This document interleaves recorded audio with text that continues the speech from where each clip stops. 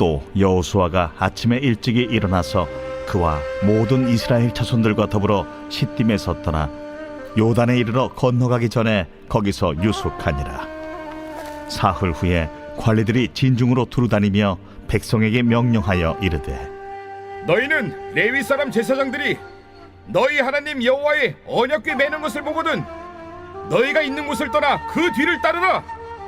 그러나 너희와 그 사이 거리가 2000 규빗쯤 되게 하고 그것에 가까이 하지는 말라.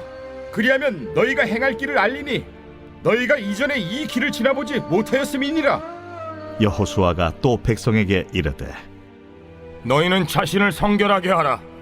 여호와께서 내일 너희 가운데 기이한 일들을 행하시리라. 여호수아가 또 제사장들에게 말하여 이르되, 언약궤를 메고 백성의 앞서 건너라. 하매 곧 언약궤를 메고 백성의 앞서 나아가니라. 여호와께서 여호수아에게 이르시되, 내가 오늘부터 시작하여 너를 온 이스라엘의 목전에서 크게 하여 내가 모세와 함께 있었던 것 같이 너와 함께 있는 것을 그들이 알게 하리라. 너는 언약궤를 맨 제사장들에게 명령하여 이르기를 너희가 요단 물가에 이르거든 요단에 들어서라 하라. 여호수아의 습관은 여기 아침에 일찍이 일어나서입니다. 1절에 그렇게 되어 있잖아요. 여호수아가 아침에 일찍이 일어나서, 이제 이것은 우리말 성경에 또 여호수아가 이렇게 되어 있습니다. 그러니까 영어로 and, 그러니까 앞에 정탐꾼들의 보고를 들은 후에, 그리고 이제 여호수아가 지체하지 않고 아침에 일찍 일어났다는 것입니다. 여호수아는 부지런한 사람이었습니다. 하나님께서는 이렇게 늘 부지런한 종들에게 특별한 은혜를 베푸시는 것 같습니다. 그래서 아침에 일찍 일어나서 지체하지 않고 정탐꾼들의 보고를 들은 후에 하나님의 뜻임을 더욱 확신하고 이제 그 백성을 이끌고 가나안 정복에 나섭니다. 근데 문제가 있어요. 큰 장애물이 하나 있습니다. 그게 요단강입니다. 요단강은 평소에 폭이 한 20m에서 30m 정도 되는 강이 아니고 일종의 천입니다. 그 정도 크기인데 이게 그리고 수심도 1m에서 깊어야 3m입니다. 그래서 얕은 곳을 잘 골라가면 헤엄쳐서 많은 남자들은 건너갈 수가 있습니다. 근데 이제 문제는 이게 볼이 거두는 철, 이거를 이스라엘은 이때 우기입니다. 3월. 이 우기 때는 비가 많이 내려서 홍수가 질 때가 많이 있습니다. 그래서 평소에는 20m였는데 이게 10배가 됩니다. 그래서 200m 정도 되든지 또 넘치는 곳은 1km까지 물이 범람을 하게 됩니다.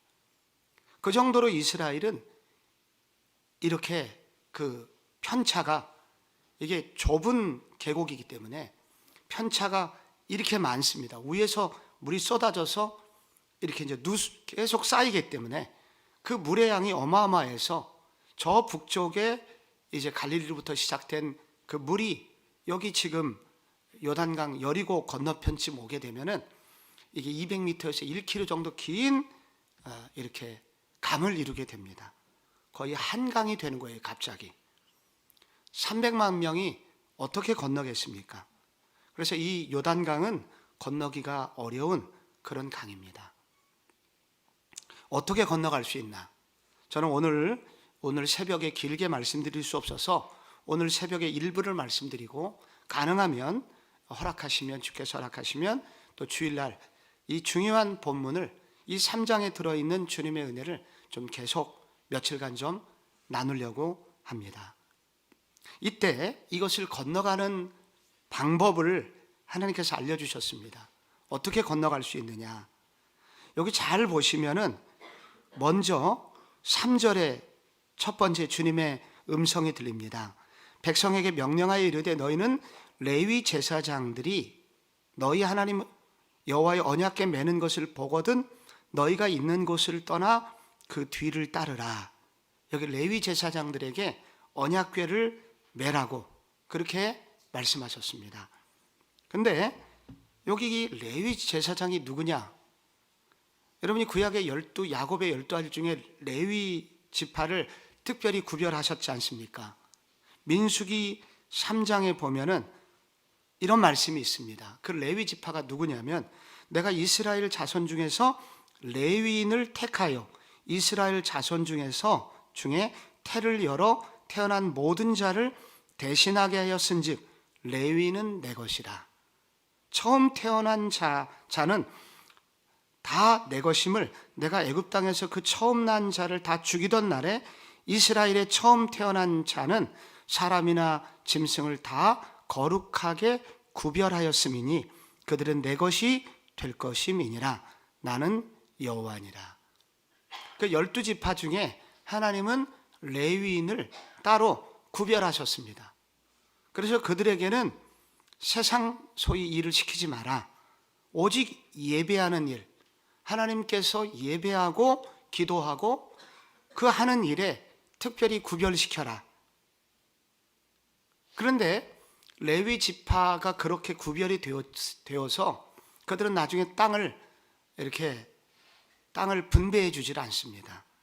그래서 그 다른 모든 사람들은 땅을 분배받지만은 레위 지파는 땅을 분배해 주질 않습니다. 이 레위 지파는 내가 책임지겠다. 그렇게 하나님께서 말씀하셨죠. 그런데 레위 지파 중에서 모두 제사장이 되는 건 아닙니다. 레위의 아들이 몇 명이 있는데 그 중에 아론 계열의 그 후손들만 제사장이 될 수 있었습니다. 제사장이 주로 하는 일은 제사 드리는 일이죠. 나머지 레위 지파 사람들은 성막 안에 다른 일들, 그리고 성막 밖에 다른 일들 하였고 레위 지파의 아론의 계열들만 제사장들이 되었습니다. 그 레위 지파의 아론 계열의 그 제사장들에게 고르고 뽑아가지고 언약궤를 메라고 하였습니다. 언약궤는 이름이 법궤라고 합니다. 언약궤 혹은 법궤. 왜 법궤냐면 10계명의 율법이 언약궤 안에 들어있기 때문입니다. 그래서 이제 그 법궤를 메고 이제 먼저 가라. 그런데 그냥 가지 말고 이제 그 다음 절에 4절에 보시면 너희와 그들 사이의 거리가 2000규빗쯤 되게 해라. 그리고 그것은 가까이 가지 마라. 그리하면 너희가 행할 길을 알리니 너희가 이전에 이 길을 지나보지 못하였습니다. 2000규빗은 약 1km, 900m입니다. 900m 정도 떨어져서 너희들이 언약궤를 따라가라. 그러면 어떻게 됩니까? 강이기 때문에 강으로 먼저 강은 이제 조금 낮은 곳이죠. 위치상으로. 강으로 내려갈수록 이제 위치가 낮고, 그리고 강둑 위에서는 조금 이제 지대가 높기 때문에 그 레위 지파 제사장들이 그 언약궤를 메고 900m를 앞서가면 모든 이스라엘 백성들이 언약궤 중심으로 언약궤를 다 볼 수 있게 됩니다. 언약궤가 어디쯤 가는지 다 보게 되는 거예요. 그러면서 너희는 저 언약궤를 따라가라. 이 말은 앞서가지 마라. 앞서가지 말고 언약궤를 앞세워라. 언약궤가 어디로 가는지 보고 그 언약궤를 따라가라. 왜냐하면 너희가 처음 가는 길이기 때문이다 라고 말씀하십니다. 그래서 이스라엘 백성들은 이 언약궤를 앞세웠습니다. 이 언약궤를 앞세운 것이 승리의 시작입니다. 이게 민수기 10장을 엊그제도 읽어드렸는데 민수기 10장 33절에 이런 말씀이 있죠. 그들이 여호와의 산에서 떠나 3일 길을 앞서가며 그들의 쉴 곳을 찾았고 그들이 진영을 떠날 때에 낮에는 여호와의 구름이 그 위를 덮었더라. 여호와의 구름이라는 것은 결국은 언약궤가 움직일 때마다 따라다니는 하늘의 언약궤였습니다. 그러니까 땅에는 언약궤가 있고 언약궤 움직이는 저우의 신호로 모두 다 광야에서는 언약궤가 어디 가는지 안 보이니까 하나님께서 그 위에 수직으로 구름을 띄우셨습니다.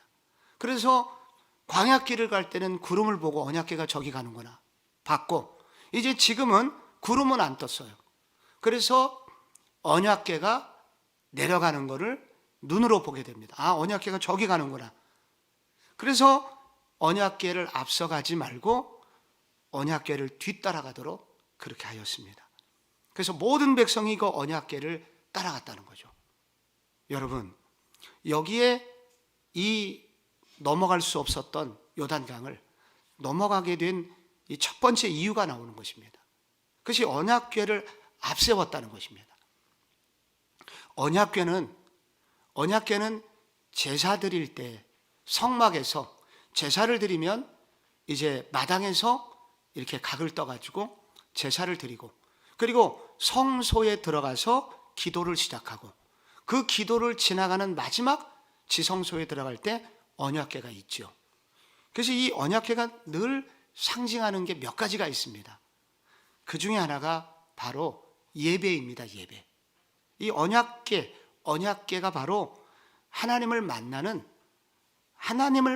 장소, 이게 언약궤입니다. 그래서 그렇게 제사를 잘 드리고 마지막 지성소에 들어가게 되면 그 지성소 거기서 너희들의 예배가 합당하면, 너희들의 제사가 제물이 합당하면 내가 거기서 너희와 만나리니 라는 약속이 있어요. 내가 거기서 너희를 만나겠다. 하나님은 구약시대는 다른 곳에서는 안 만나시고 그 언약궤 앞에서만 만나주셨습니다. 그래서 그날이 매우 중요한 날이에요. 그것도 1년에 한 번만 만나주세요. 그게 대제사장이 하는 일이었습니다. 그런데 지금은 그 언약궤가 앞서가니까 모두 다 언약궤를 볼 수 있게 되었고, 바로 그 언약궤를 따라가라고 하는 것은 바로 우리에게 예배의 우선성을 말씀하고 있는 것입니다. 너희들 먼저 행동하지 말고 먼저 예배를 드려라. 이 예배를 드리라고 하는 것은 무슨 얘기겠습니까? 하나님을 전적으로 의지하고 하나님의 마음이 어디로 향하고 있는지, 너희들 마음대로 결정하지 말고 하나님의 마음이 어디로 가는지, 언약궤가 어디로 가는지, 하나님의 마음이 어디로 가는지 너희들의 마음을 집중해라. 그때 내가 너희와 함께 하겠다.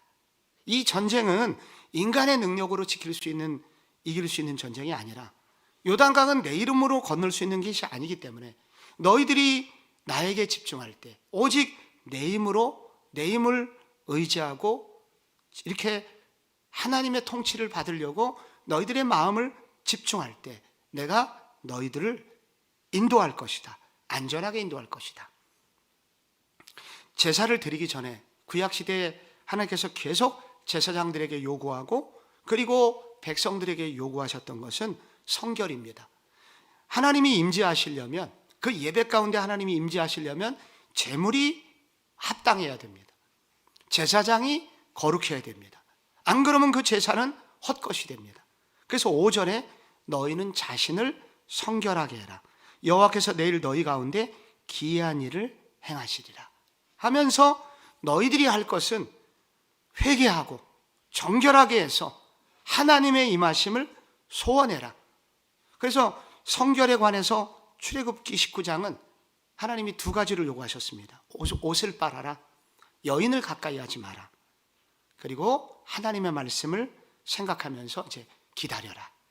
두 가지를 한 후에 하나님을 기다리도록 그렇게 하셨습니다. 이렇게 예배 가운데 하나님을 사모하고 하나님의 인도하심을 소원하면서 그렇게 할 때 내가 너희들이 할 수 없는 일을 내가 대신해 줄 것이다. 하나님께서 이렇게 약속을 해 주셨습니다.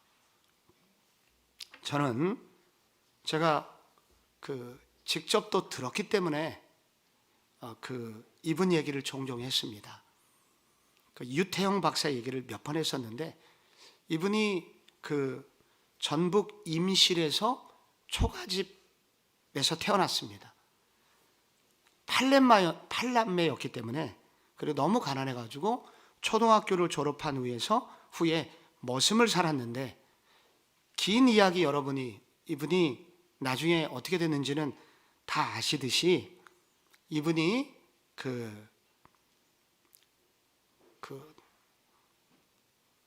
교회를 가서 목사님께 빌립보서 4장 13절 말씀을 받고 그리고 그 다음부터 이 말씀을 의지해 가지고 오직 기도하는 사람이 되었습니다.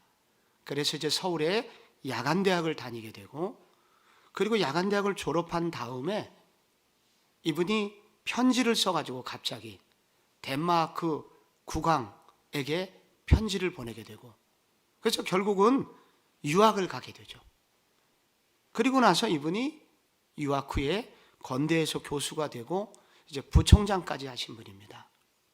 그래서 정말 입지전적인 인물인데 제가 이분을 제가 청년부 이렇게 전담 목사를 하고 있을 때 청년부 수련회 때 이분을 꼭 한번 모시고 싶더라고요. 그래서 전화를 했어요. 그리고 장소가 마침 이제 수지 기도원이었는데 수지 바로 옆에 분당이 있지 않습니까? 이분이 집이 분당이에요. 그러니까 저희 꼭 좀 오셔가지고 아침에 특강을 하고 해주시고 좀 가실 수 있느냐 이렇게 이제 부탁을 드렸어요. 그때는 이분이 거절을 하셨는데 제가 직접 통화를 했습니다. 근데 왜 못 오시냐고 자기 이제 교수 사역이 있으니까 시간을 아침에 하고 이제 가면 되는데 자기가 꼭 빼놓을 수 없는 게 새벽 기도래요. 근데 소망교회를 다녀요. 그래서 분당에서 4시 반에 떠나가지고 새벽 기도하고 그리고 이제 대학으로 가시는 거예요. 내가 그 새벽 기도 때문에 내가 갈 수가 없다고. 그래서 결국은 이분을 제가 청년부 시절에는 모시지 못했습니다. 나중에 어떤 곳에 이제 저녁 집회 때 이분을 모실 수 있었지만은 그래서 제가 이분이 왜 실제로 하나님의 그런 깊은 간섭과 그가 상상할 수 없는 은혜를 받았는지를 제가 이제 알게 되었습니다.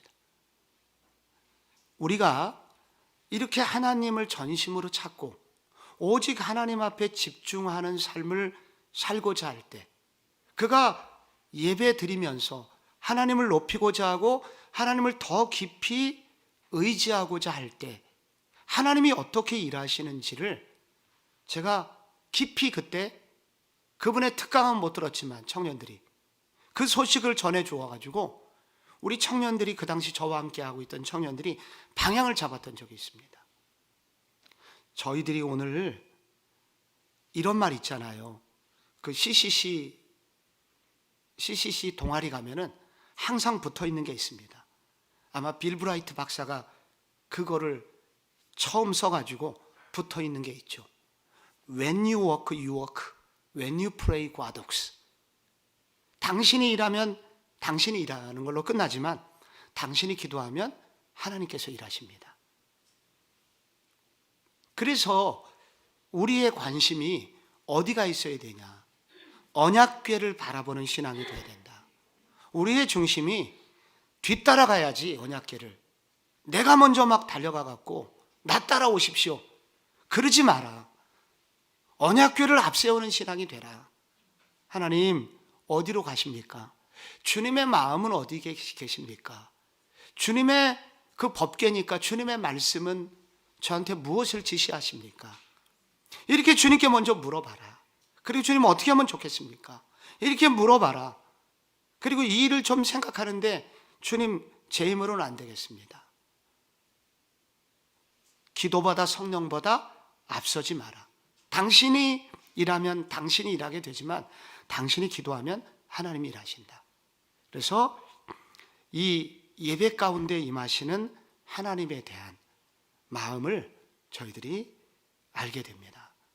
오늘 저희들이 이제 1년을 시작하는 굉장히 중요한 한 주간의 새벽을 지났습니다. 저희들이 이것은 쇼가 아니고 정말로 진실로 우리의 삶의 중심이 우리의 매일의 삶이 이렇게 하나님을 앞세우는 삶이 되면 하나님 언약궤를 앞세우는 삶이 되면 매일 하루하루가 이렇게 주님의 인도를 주님이 분명하게 인도해 주실 거라는 것입니다. 이것이 훈련이 돼야 어려운 시절에도 하나님이 이렇게 인도하시는구나, 우리가 분명한 인도하심을 받게 된다는 것입니다. 이러한 기간에 여러분 기도 제목이 더 명확하게 되시기 바라고, 기도 제목이 잘 정해져서 그렇게 주님을 매일 찾으며 주님의 인도를 받는 언약궤를 앞세우는 그런 시간이 여러분에게 있기를 바랍니다. 두려운 한 주간을 시작하고 새해를 시작하지만 올해 어떻게 될지 우리도 두려움 가운데 있지만 예배 가운데 임재하시고 우리를 분명히 이끄시는 언약궤로 말씀으로 인도하시고 예배 가운데 말씀하시는 하나님이 계시기에 이분을 앞세운다면 선하신 주님이 우리를 이끌어 주실 것이다. 이렇게 믿음의 발걸음을 내딛고 오늘도 주님의 언약궤 안에 있는 말씀을 제게도 허락해 주시고 그리고 성령의 임재를 달라고 여러분들 그렇게 간절히 기도하시면서 오늘 하루도 시작하시기를 바랍니다. 기도하시겠습니다. 하나님 아버지, 나의 요단강은 오직 말씀과 성령의 임재로만 건널 수가 있음을 압니다. 언약궤처럼 우리 가운데 성령 하나님 우리 가운데 예배 가운데 임재하시고 인도하여 주옵소서. 성령님, 우리 가정에 언약궤처럼 우리 가정을 이끌어 주시고 특별히 이번 신년 축복 성회를 통해서 온 교회가 말씀 충만, 성령 충만, 부흥을 체험하는 시간이 되게 하시고 분명히 이끌어 가시는 주님을 바라보는 시간이 되게 하여 주옵소서. 지금은 우리 구주 예수 그리스도의 은혜와 아버지 하나님의 사랑과 성령의 교통하심이 앞서 행하시는 주님을 뒤따라가기를 소원하며 오직 기도와 성령으로 주님 앞에 그렇게 주님 뒤를 따라가기를 소원하는 모든 주의 백성들 위해 지금부터 영원토록 함께 있을지어다. 아멘.